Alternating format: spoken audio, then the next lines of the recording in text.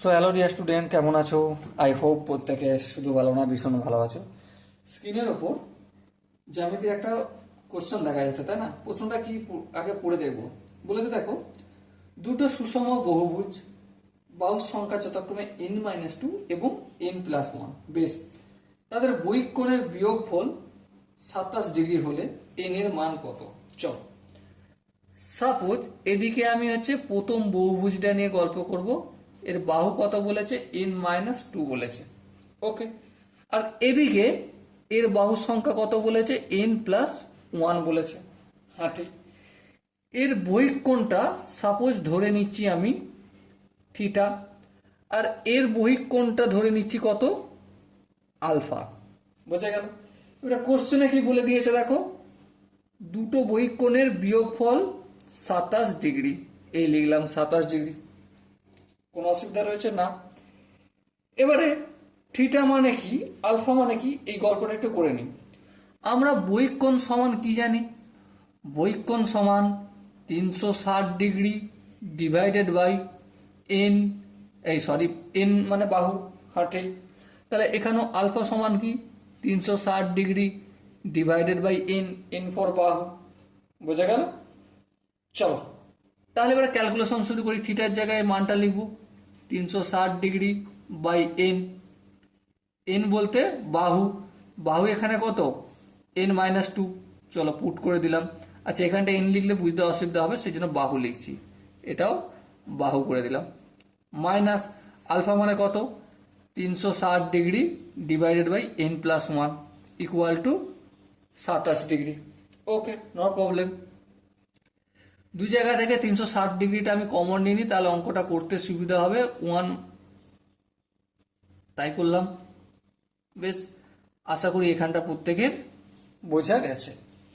এবার দেখো একটা কাজ করি।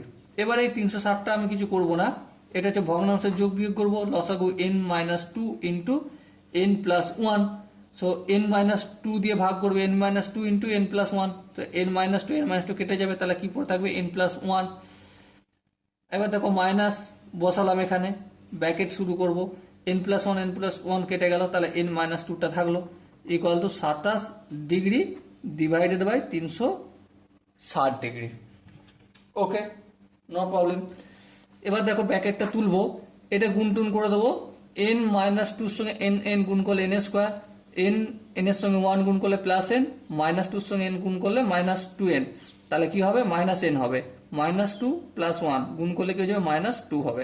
বেশ, এখানে দেখো n+1 মাইনাস প্লাসে -n, মাইনাসে মাইনাসে +2। ওকে, 27 ডিগ্রি আর নিচে 360 ডিগ্রি, এটা যদি ভাগ করি কত হবে? 40, 3 তিরিকে দেখো 3-9 27, 3-12 36। হ্যাঁ, এবার দেখো 3, আচ্ছা এটা 120 তো না, 3-12 36, ঠিক আছে। এবার দেখো 3 তিরিকে 9, 3-4 12, তার মানে উপরে 3 আর নিচে 40, এটা হবে। হ্যাঁ, ঠিক আছে। এবার দেখো এখানে দেখো +2 -2 কাটাকাটি যাবে। হ্যাঁ, কাটাকাটি যাবে। তাহলে কি বেঁচে থাকবে?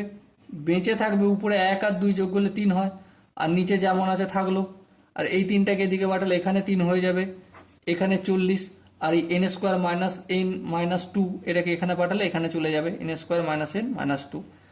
এটা কেটে গেল। হ্যাঁ, ঠিক। 40টা এখানে গুণ করলে 1-এর সাথে গুণ হবে, 40 equal to n² n-2। Okay, no problem.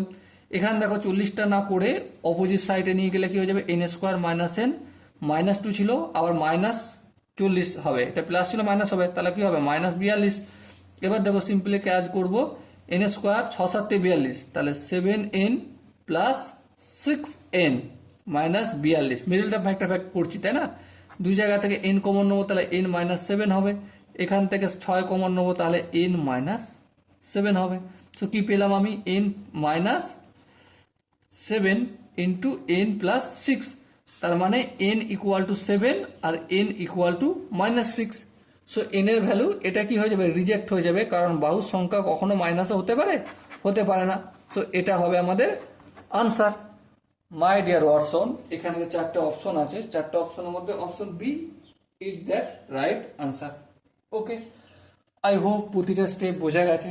যদি কোনো স্টেপ বুঝতে অসুবিধা থাকে, ডাউট থাকে, কনফিউশন থাকে, তার জন্য কি করতে হবে, কমেন্ট সেশনে বলতে হবে। ওকে, সো দেখা হচ্ছে পরবর্তী সেশনে, ততক্ষণ পর্যন্ত ভালো থেকো, সুস্থ থেকো এবং জয় হিন্দ।